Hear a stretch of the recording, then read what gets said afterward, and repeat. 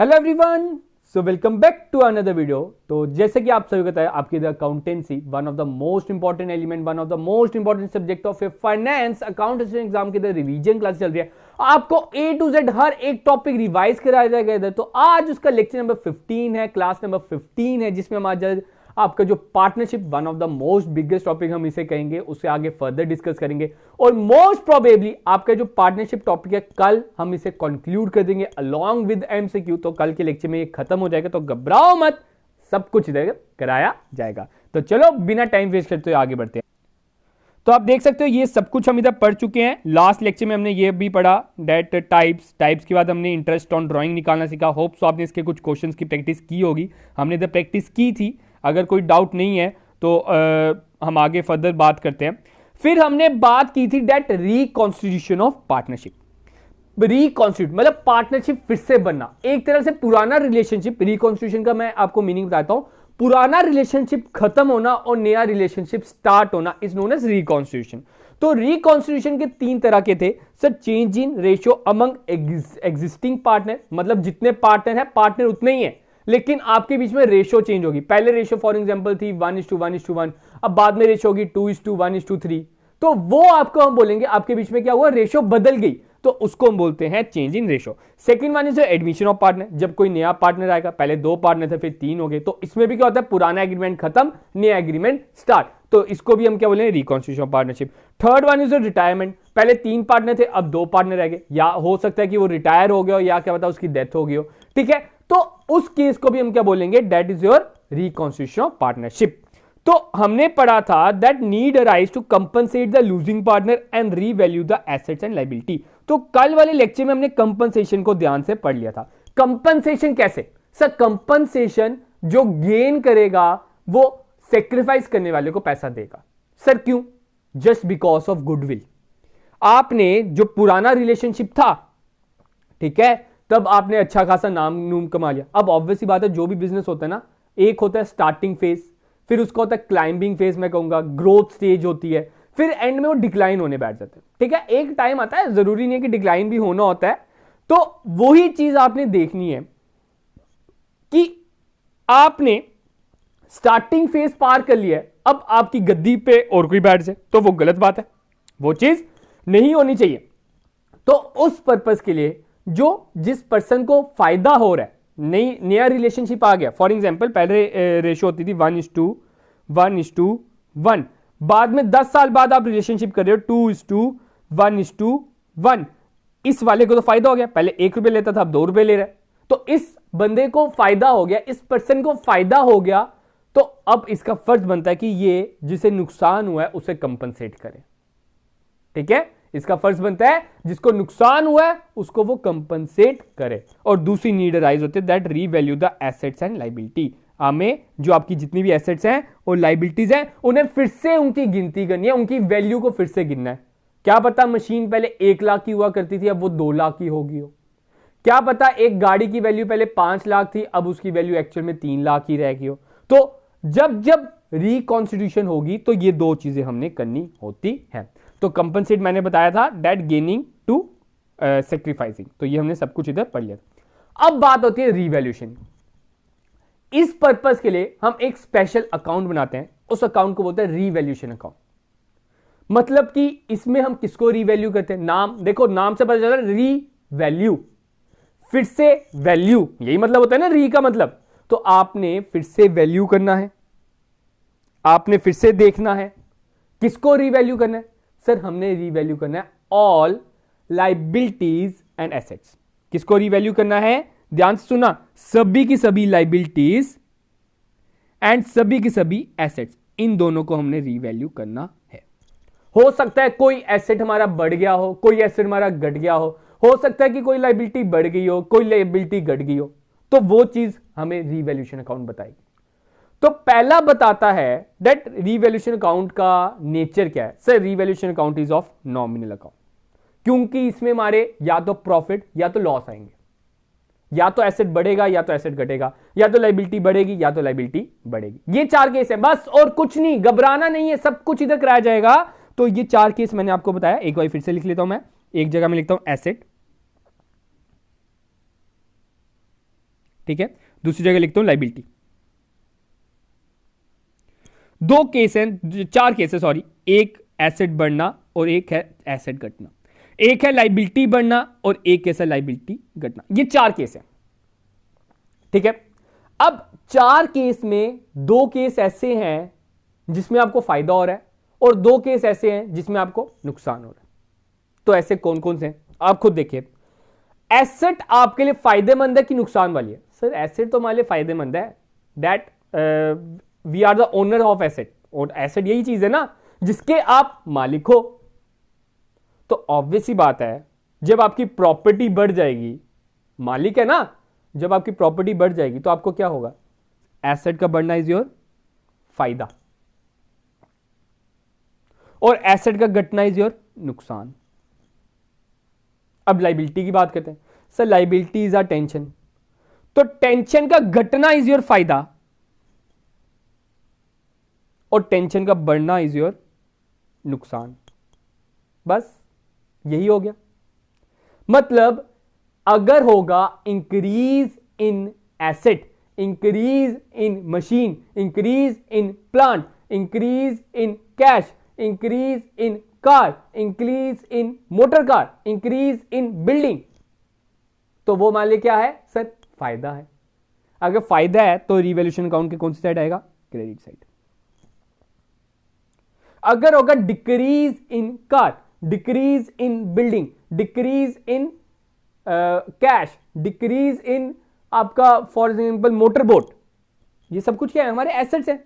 तो इसको हम कहां लिखेंगे? डेबिट साइड, नुकसान वाली साइड, रिवैल्यूएशन अकाउंट के। यही चीज आ गई, लाइबिलिटी का बढ़ना इज आर नुकसान तो डेबिट साइड, लाइबिलिटी का घटना इज आर फायदा तो क्रेडिट साइड। तो ये दोनों आइटम जो हैं, increase in asset and decrease in liability, कहां पे आएगी? हमारे रिवैल्यूएशन अकाउंट के क्रेडिट साइड। तो आप देख सकते हो decrease in liability and increase in asset. जितनी वैल्यू बड़ी होगी, फॉर एग्जांपल पहले हमारी वैल्यू थी 2 लाख, अब 2 लाख से 3 लाख होगी, तो रिवैल्यूएशन अकाउंट में कितनी अमाउंट डालेंगे? सर रिवैल्यूएशन अकाउंट में डालेंगे हम 1 लाख, जितने का हमें फायदा या नुकसान हुआ है सिर्फ और सिर्फ वो डालते हैं हम, ठीक है। तो ये चीज याद रखना। और जो डेबिट साइड है वो क्या आएगा? सर डेबिट साइड आएगा decrease in asset and increase in liability. और अगर कोई अनरिकॉर्डेड लाइबिलिटी है, फॉर एग्जांपल कोई लाइबिलिटी थी जो हमने आज तक रिकॉर्ड ही नहीं की थी, वो बेचारी पता नहीं कहां से निकल आई टेबल के नीचे से कि ये हमारी टेंशन है, तो टेंशन ऑब्वियसली बात है इधर बढ़ रही है, तो डेट इज आर नुकसान, तो डेबिट साइड। अनरिकॉर्डेड एसेट, क्या पता कोई ऐसा एसेट हो जिसको हम रिकॉर्ड करना भूल गए थे, हमने सोफा खटकाया, सोफा पीछे किया, उधर से गोल्ड की बिस्किट निकल बैठी, ठीक है। ये तो सोने में सुहागा हो गया कि सोफा साइड पे किया तो उधर सोने की बिस्किट निकल गई, तो सोने की बिस्किट निकल गई, that is are unrecorded asset, तो ये में फायदा है तो क्रेडिट साइड। फिर हम करेंगे इसका टोटल, क्या करेंगे सर? इसका टोटल, और इसके टोटल में से माइनस करेंगे, ठीक है। अगर क्रेडिट का टोटल बड़ा होगा, क्रेडिट कौन सी है सर? फायदे वाली साइड, तो ऑब्वियस बात है क्या होगा? प्रॉफिट। अगर डेबिट का टोटल ज्यादा होगा तो हमें क्या होगा? लॉस, ठीक है। अगर डेबिट का टोटल ज्यादा होगा तो लॉस, क्रेडिट का टोटल ज्यादा होगा तो प्रॉफिट। ये चीज बस इधर याद रखना, ठीक है। तो एक बार पढ़ लेते हैं क्या लिखा है। It is prepared for the purpose of distributing the profit और loss arising out of increase और decrease in the book value of assets और liability for a partnership firm at the time of these cases. Profit and loss adjustment is another name for revaluation account. तो ये भी चीज आपने याद रखनी है, रिवैल्यूएशन अकाउंट का दूसरा नाम क्या है? Profit and loss adjustment account, क्योंकि आपको एमसीक्यू में पूछा जा सकता है। अब इसी के बेसिस पे इन्होंने इधर जनरल एंट्रीज भी की हैं। अगर आपको ये समझ आ गया तो इधर आपकी जनरल एंट्री होगी। बोलता है increase in the value of asset. Increase in the value of asset आप देख सकते हो किस तरफ आया है सर? ये आया है बाय एसेट। तो इधर हमारा देखो जनरल एंट्री से हम इधर यही कर देंगे, हमारा आ जाएगा बाय एसेट, और जो दूसरी साइड बच गई उधर हम लिख देंगे revaluation account to revaluation account. ये हमारी जनरल एंट्री होगी, आप देख सकते हो नीचे। फॉर एग्जाम्पल एसेट आपका घटता है, ये क्या है? 2, तो इधर हम लिख देंगे 2 एसेट, और इधर क्या आ जाएगा? रिवैल्यूएशन अकाउंट, ठीक है। याद रखो इधर बाय जो होता है ना ये साइलेंट होता है, ये बाय वर्ड हम बस जनरल एंट्री में यूज नहीं करते, तो ये सब कुछ इधर बाय जो है ना ये इधर आता है एक्चुअल में। तो यही इधर आप जनरली देख सकते हो, इसके अकॉर्डिंग किया हुआ है।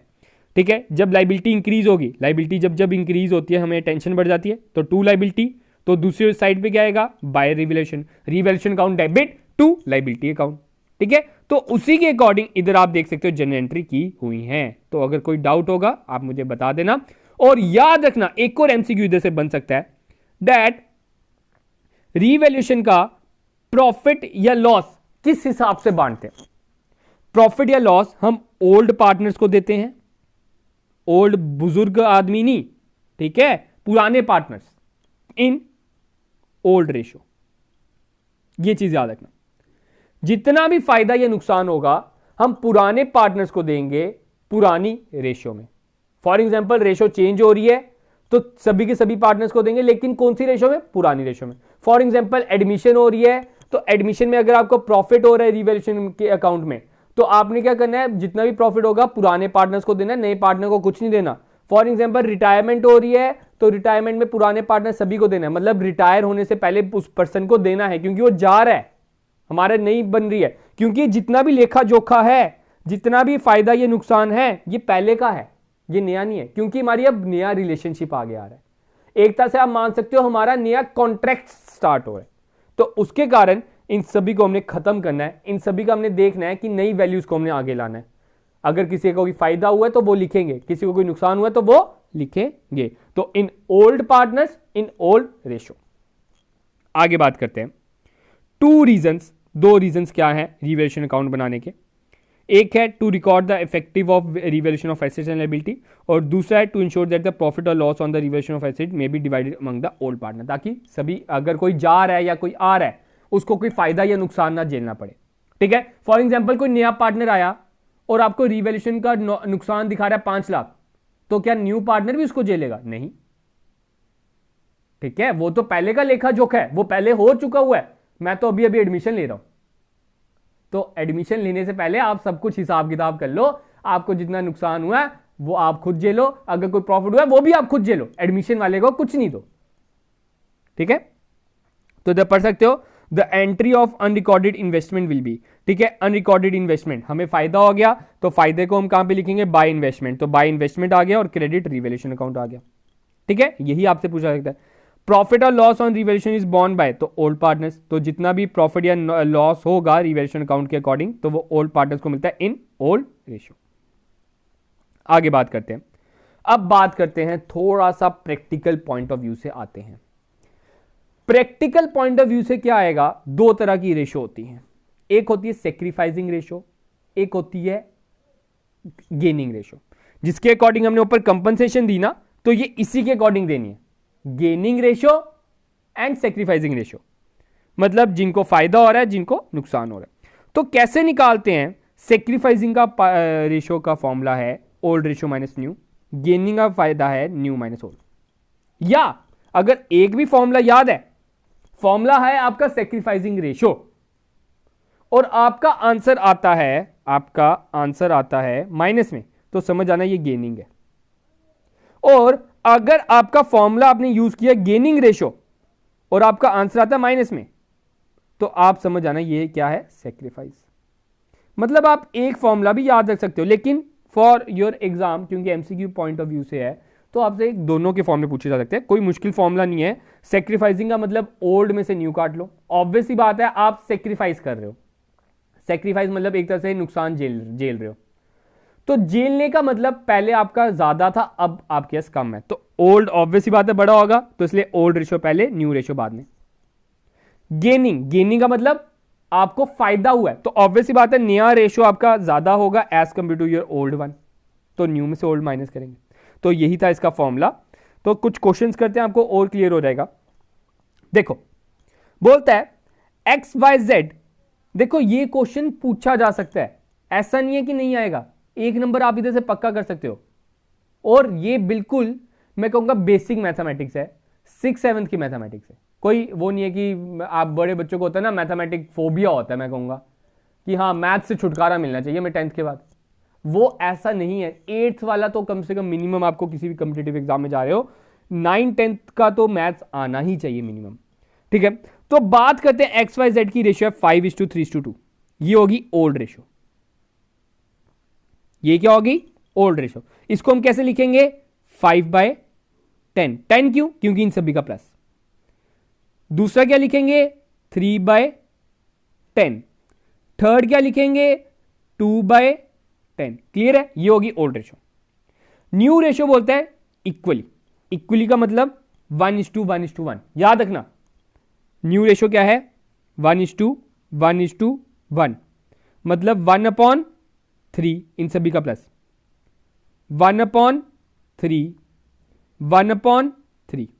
अब बस आपने क्या करना है? गेन और सेक्रीफाइस निकालना है। कैसे? सर ओल्ड में से न्यू माइनस करेंगे। पहला हम ए का करते हैं, समझ लो ये एक्स है ना, हाँ ये एक्स है, इन दोनों को माइनस कर लो। 5/10 माइनस 1/3। हम क्या करते हैं सर? डिनोमिनेटर सेम करते हैं। 3 और 10 का एलसीएम क्या आएगा सर? 30 आ जाएगा।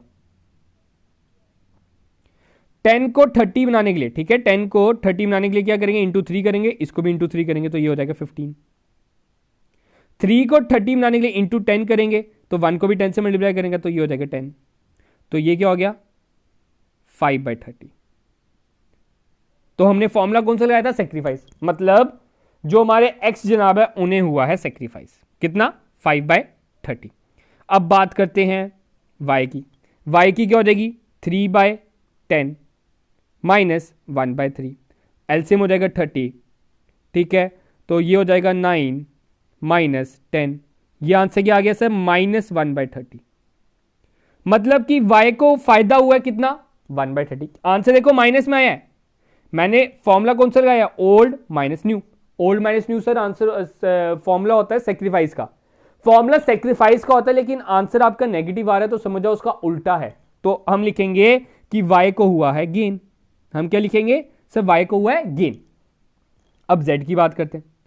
z की रेशियो सर 2/10 माइनस 1/3। नीचे 30 हो गया, ऊपर 6 हो गया, -10 हो गया, तो ये क्या हो गया? -4/30। -4/30, तो ये क्या हो गया? नुकसान हो गया। इसको भी इसको भी क्या हो गया? गेन हो गया। हमने फॉर्मूला लगाया सेक्रीफाइस का, लेकिन आंसर किस में आ रहा है? नेगेटिव में।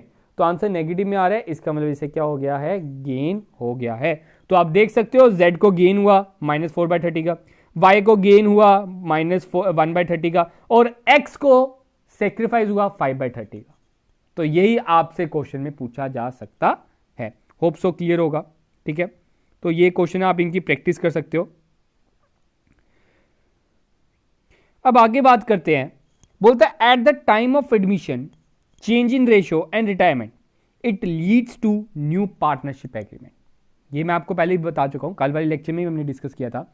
ये जो 3 केसेस हैं, इसके कारण क्या होता है? नया पार्टनरशिप सामने आती है, नया एग्रीमेंट आता है। तो नया एग्रीमेंट आ रहा है, so we have to distribute general reserve, profit and loss account, investment fluctuation account, workman compensation account existing in the balance sheet to the old partners in the old ratio. तो ये जो है ना, कुछ accumulated profits हैं, ये आपके account में पैसा पड़ा हुआ है। जनरल रिजर्व क्या होता है सर? हम पैसा थोड़ा सा साइड पे रखते हैं ताकि आने वाले गलत टाइम पे हम इसको यूटिलाइज कर सकें। प्रॉफिट एंड लॉस अकाउंट कोई पड़ा है, मतलब कोई प्रॉफिट पड़ा है, तो कोई इन्वेस्टमेंट फ्लक्चुएशन अकाउंट हम खोल लेते हैं कभी का, ठीक है। आपकी कोई इन्वेस्टमेंट फ्लक्चुएशन होता है तो उसका रिजर्व समझ लो। वर्कमैन कंपनसेशन रिजर्व हमने रखा है, ठीक है। तो ये बड़े ज्यादा रिजर्व्स होते हैं, ठीक है, बिजनेस में। तो ये कुछ हमने रिजर्व्स बनाए हैं, लेकिन अब क्या हो रहा है? नई पार्टनरशिप बन रही है। तो ये जितने भी नाम लिखे हैं ना, ये याद रखना, ये हमने क्लोज करने होते हैं, क्योंकि आने वाला कोई नया पार्टनर या जाने वाला कोई पार्टनर, उसको कोई नुकसान या फायदा एक्स्ट्रा ना झेलना पड़े, ठीक है ना। अगर कोई नया पार्टनर आ रहा है, हमारे उधर पड़ रहा है जनरल रिजर्व 1 करोड़, तो क्या वो 1 करोड़ का 1 करोड़ ही हम रहने दें और आने वाला पार्टनर भी उसका पार्टनर बन जाए? ऐसा नहीं है। हम क्या करेंगे? इस जनरल रिजर्व को खत्म कर देंगे। पहले हम सभी ओल्ड पार्टनर्स को ओल्ड रेशियो में बांट देंगे। पैसा पड़ा हुआ हमने रिजर्व रखा था साइड पे, ताकि गलत टाइम आने पे हम इसको यूटिलाइज कर सके। लेकिन अब नया पार्टनर आ रहा है, नया हमारी फर्म रिकॉन्स्टिट्यूट हो रही है, तो नए पार्टनर को तो उसका फायदा हम नहीं लेने देंगे। तो हम क्या करते हैं? पहले ही जनरल रिजर्व बांट लेते हैं और बाद में नया पार्टनर आने के बाद सभी मिलजुल कर नया जनरल रिजर्व बना लेंगे। तो इस जनरल रिजर्व को हमने खत्म करना है। तो हम क्या करेंगे? That these all accounts are to be debited, क्योंकि सारे अकाउंट हमने क्या करने हैं? ओल्ड पार्टनर्स अकाउंट में क्रेडिट करने हैं। In old ratio. तो ये याद रखना, ये इसकी आपकी जनरल एंट्री है। जनरल एंट्री क्या रहेगी, क्योंकि हमने इनको क्या करना है, ये सब कुछ क्या है, ये सब कुछ हमारी लाइबिलिटी वाली साइड शो होते हैं। तो लाइबिलिटी जब जब रिड्यूस करते हैं तो हम क्या करते हैं सर, डेबिट करते हैं, और जब जब कैपिटल बढ़ती है तो सर हम उसको क्या करते हैं, क्रेडिट करते हैं। तो इधर हमने कैपिटल को क्रेडिट कर दिया, ठीक है। तो ये चीज आप याद रखना कि ये सब कुछ हमने पैसा, जितना भी जनरल रिजर्व हमने रखा है, कोई प्रॉफिट पड़ा हुआ है, ये सब कुछ हमने डेबिट करना है। तो कभी कभार होता है लॉसेस बड़े होते हैं तो उसको हम ओल्ड पार्टनर से ले लेंगे। For example profit and loss account, ये समझ लो ये लॉस है, तो लॉस हम ओल्ड पार्टनर से लेते हैं। डेफर्ड रेवेन्यू एक्सपेंडिचर, ये भी हम ओल्ड पार्टनर से लेंगे, तो इन दोनों को क्रेडिट कर देंगे, और ओल्ड पार्टनर की जो पार्टनर की कैपिटल अकाउंट है वो क्या हो जाएगी, रिड्यूस हो जाएगी। तो रिड्यूस हो जाएगी तो उसको हम डेबिट कर देंगे, ठीक है। देखो कुछ जनरल एंट्रीज है जो आपको याद रखनी पड़ेंगी, ठीक है, कुछ ही हैं। For writing of goodwill already appeared in the balance sheet, अगर कोई गुडविल पहले की अपेयर करिए तो वो भी हमने ओल्ड पार्टनर से लेनी होती है। तो गुड पार्टनर के जो कैपिटल अकाउंट है उसे हम डेबिट कर देंगे और गुडविल को क्रेडिट कर देंगे, ठीक है। अब बात होती है एडमिशन के टाइम पे हम क्या क्या जनरल एंट्री करते हैं। देखो ध्यान से एक स्टोरी सुनना, कहानी सुनना, आपको सब कुछ क्लियर हो जाएगा, कोई भागने वाली बात नहीं करना। क्या होता है, दो पार्टनर्स हैं ए और बी। मैं जानता हूं थोड़ा सा बोरिंग हो गया, थोड़ा सा कॉम्प्लिकेटेड हो गया, लेकिन कुछ पाने के लिए कुछ खोना तो पड़ेगा जनाब, ऐसे नहीं मिलती नौकरी, थोड़ी मेहनत करनी पड़ेगी। कहता है ए और बी दो पार्टनर है, इन्होंने कड़ी मेहनत की, पूरी शोलों का काम था बेचारों का, बड़ी बड़ी कड़ी मेहनत की, बहुत ज़्यादा इनके शोरूम भी बन गए, मैं कहूँगा कि रेस्टोरेंट टाइप बन गए, ठीक है, बहुत ज़्यादा नाम हो गया अब इनका। अब इनको चाहिए और पैसा। सी बोलता मैं लगाता हूं पैसा, सी ने क्या बोला, मैं लगाता हूं ना पैसा। कहता ठीक है लगा ले कैपिटल। देखो आपको मालिक बनने के लिए क्या चाहिए सर, कैपिटल चाहिए। उन्होंने बोला सी को तू लगा ले पैसा, और ये बन गए अब तीन पार्टनर। लेकिन जो पिछले 10 सालों से ए और बी ने जो गुडविल कमाई थी, क्या ये सीधे कैपिटल लगा के ही मालिक बन जाएगा? नो सर, उसे क्या करना पड़ेगा, इन्हें कंपनसेट करना पड़ेगा, गुडविल का शेयर लाना पड़ेगा, क्योंकि आप सीधे आके गद्दी पे नहीं बैठ सकते। पार्टनरशिप अकाउंट ये कहता है जनाब आपको गुडविल का शेयर देना पड़ेगा। तो याद रखना जब जब नया पार्टनर आएगा वो क्या क्या लाएगा सर, वो लाएगा capital plus share of goodwill. क्यों सर? कैपिटल मालिक बनने के लिए और गुडविल जो पुराना उनका हिसाब किताब पूरा करने के लिए। तो उसके लिए दो चीजें लानी है नए पार्टनर ने। तो नया पार्टनर एक क्या क्या लाएगा, गुडविल लाएगा और अपनी कैपिटल लाएगा। फॉर एग्जाम्पल 100 रुपए वो लाया कैपिटल और गुडविल वो लाया 50 रुपए, और कैश कितना लाएगा फिर इसका 150 रुपए। ये होगी इसकी जनरल एंट्री। आप देख सकते हो बिजनेस में क्या हुआ, कैश आया तो डेबिट, कैपिटल अकाउंट बिजनेस नया पार्टनर लाया उसका 2 कैपिटल और 2 प्रीमियम फॉर गुडविल। तो ये इसकी जनरल एंट्री होगी। आपसे पूछा जा सकता है at the time of admission of partner, तो जनरल एंट्री क्या होगी sir, cash account debit to new partner capital account to goodwill account या प्रीमियम फॉर गुडविल अकाउंट। तो ये इसकी जनरल एंट्री होगी। दूसरी बात, अब सर ये जो प्रीमियम फॉर गुडविल आया है इसका हमने क्या करना है सर, इसको हमने करना है ओल्ड पार्टनर्स को बांट देना है। सॉरी ओल्ड नहीं, सैक्रिफाइसिंग, जिन्हें नुकसान हो रहा है। क्या होता है देखो, जब जब ओल्ड पार्टनर्स की रेशो होती है, एक नया पार्टनर आ गया तो इससे क्या होता है, कुछ पर्सन्स को इफेक्ट होता है। फॉर एग्जाम्पल ए और बी पार्टनर है, उनकी रेशियो है 3:2। इसका मतलब क्या है, अगर 5 रुपए का प्रॉफिट होता है ये 3 रुपए लेगा, ये 2 रुपए लेगा। अब इन्होंने नया पार्टनर आया, अब इनकी रेशियो होगी 2:2:1।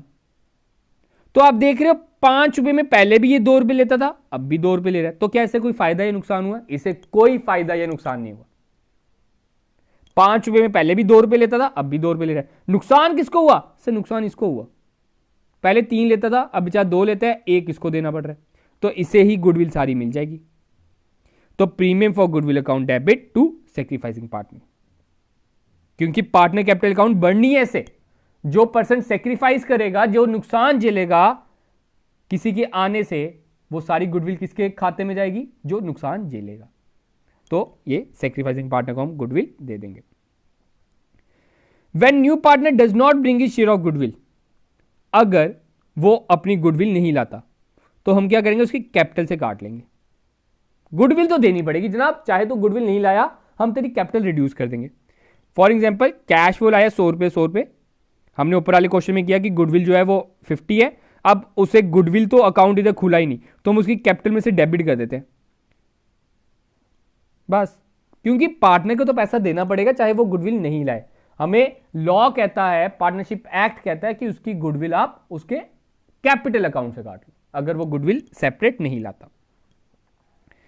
नेक्स्ट होता है change in ratio. Change in ratio आप देख सकते हो, गेनिंग पार्टनर को हम डेबिट करेंगे और जो आप सेक्रीफाइसिंग पार्टनर उसे क्रेडिट करेंगे। देखो पैसा किसको देना है सर, पैसा हमने देना है सेक्रीफाइसिंग, नुकसान झेलने वाले को। तो नुकसान झेलने वाले को हमने पैसा देना है तो उसको हम क्रेडिट करेंगे। और पैसा किसने देना है सर, जिसको फायदा हुआ तो उसको हम डेबिट करेंगे, उसकी कैपिटल को हम रिड्यूस करेंगे। ठीक है, अब आज का लास्ट पढ़ लेते हैं, that is retirement of partner के। फिर उसके कुछ क्वेश्चंस करेंगे जिससे आपका और कॉन्फिडेंस बढ़ जाएगा। तो रिटायरमेंट के टाइम क्या होगा सर, रिटायरमेंट के टाइम क्या होगा सर, एक पर्सन जा रहा है, वो रिटायरमेंट ले रहा है, तो इसमें हम क्या करेंगे, जो जाने वाला पार्टनर है उसको गुडविल देंगे, उसको हम क्या करेंगे, गुडविल देंगे। तो कौन देगा सर, जिसे फायदा हो रहा होगा। तो gaining partner debit to retiring partner, retiring partner का हम क्रेडिट कर देंगे कि उसकी कैपिटल बढ़ा देंगे, और जो गेनिंग पार्टनर है उसको डेबिट कर देंगे। ठीक है, ये इसकी जनरेटिव थी। अब कुछ क्वेश्चंस लगाते हैं जिससे आपको और समझ आ जाएगी किस तरह से क्वेश्चंस पूछे जा सकते हैं। ऐसा मत सोचो कि ये क्वेश्चन नहीं पूछा जा सकता, इधर मैंने फ्रेम किया तो एग्जामिनर को फ्रेम करने में क्या दिक्कत है। ठीक है, बात होती है XYZ partner in the ratio 4:3:2। ठीक है, उनकी रेशियो क्या है 4:3:2, और जो उसकी गुडविल है कंपनी की वो है 1,80,000। अब उन्होंने सोचा कि they will share profit equally, वो प्रॉफिट क्या करेंगे, इक्वली शेयर करेंगे। तो देखो कॉपी निकालो, देखो मैं सजेशन ये दूंगा, मेरी वीडियो भी पॉज कर लो अगर आप देख रहे हो तो सबसे पहले कॉपी निकालिए, सॉल्व कीजिए, आपको सब कुछ क्लियर हो जाएगा। जितनी देर आप मेरे साथ साथ नहीं लिखोगे ना आपको क्लियर नहीं होगा। बात होती है 4 3 + 2 आपका हो जाता है, that is your 9 I think so, right. हाँ 4/9, फिर आपका दूसरा होता है 3/9, थर्ड वन होता है 2/9। अब क्या हुआ, इनका प्रॉफिट क्या हो गया, इक्वल 1/3 सर, 1/3 और 1/3। पहले निकालना है, पहला हमेशा काम होना चाहिए सेक्रीफाइसिंग रेशियो निकालना। सर सेक्रीफाइसिंग रेशियो हमारी रहेगी 4/9 में से 1/3 हम माइनस करेंगे, डिनोमिनेटर करो सेम। सर डिनोमिनेटर इसका हो जाएगा 9 ही हो जाएगा, तो 4 - 3 = 1/9। एक्स जनाब को हुआ है नुकसान। दूसरा करते हैं, 3/9 में से 1/3 माइनस करना है। सर ये हो जाएगा 3 - 3/9, तो ये भी हो जाएगा, ये हो जाएगा 0। मतलब जो y है उसे ना फायदा हुआ है ना नुकसान हुआ है, जो y है उसको ना फायदा हुआ है ना नुकसान हुआ है।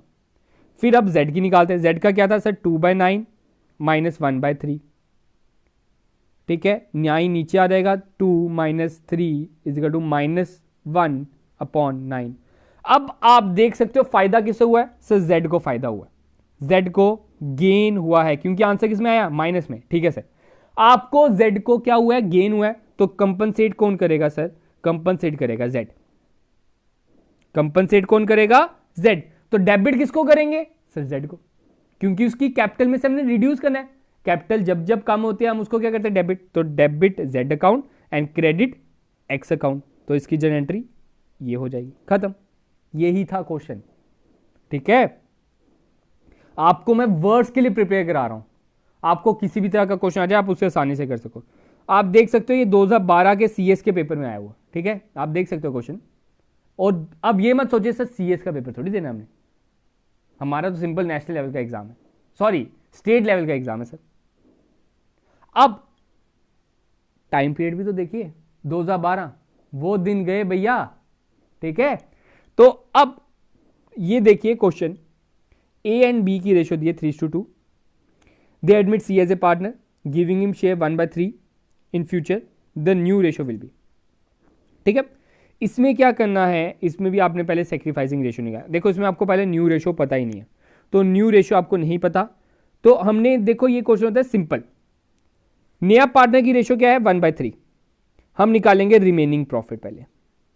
ये मैंने आपको पहले कराया हुआ है, अब नहीं कराया रिवीजन में, ठीक है। रिमेनिंग प्रॉफिट कैसे निकलेगा, 1 में से नया पार्टनर की शेयर काट लो, समझ लो हमारा प्रॉफिट है 1 रुपए, तो नए पार्टनर का अगर 1/3 काट लो तो हमारा आंसर क्या रहेगा sir, 2/3।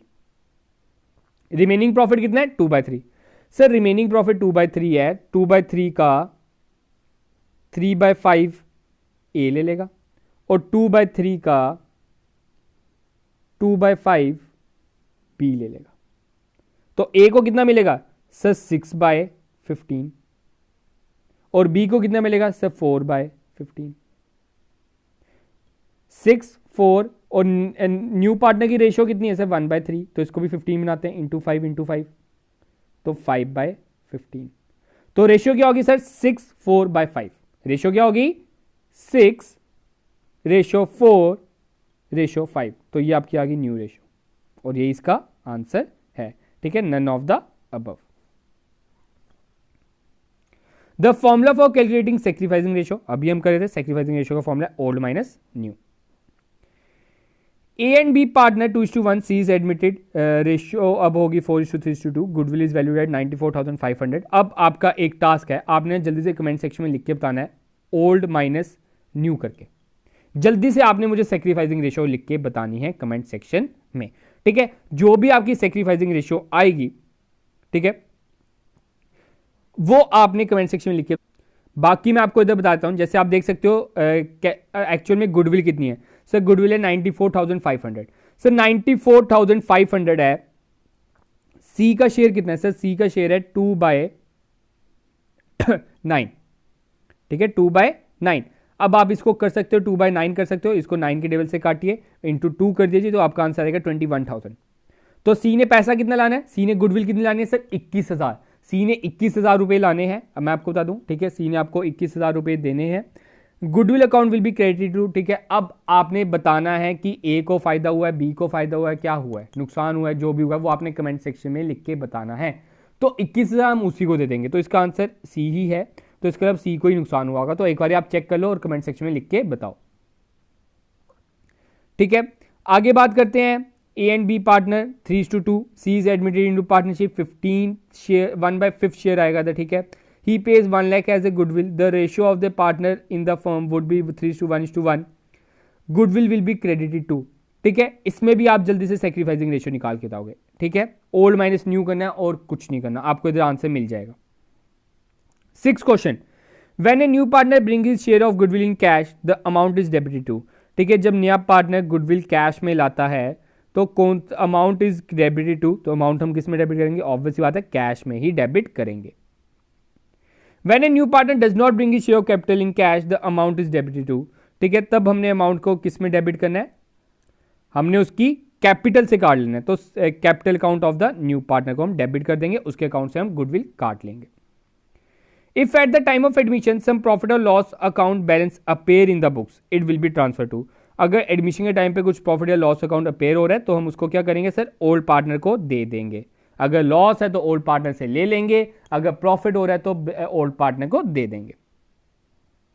9th, if A new partner bring share of goodwill in cash, it will be shared by old partners इन, ठीक है। अगर कोई नया पार्टनर गुडविल लाता है कैश में, it will be shared by old partners in ratio of their sacrifice, जिस ratio में उन्होंने सेक्रीफाइस किया, जिन रेशियो में उसने नुकसान झेला है।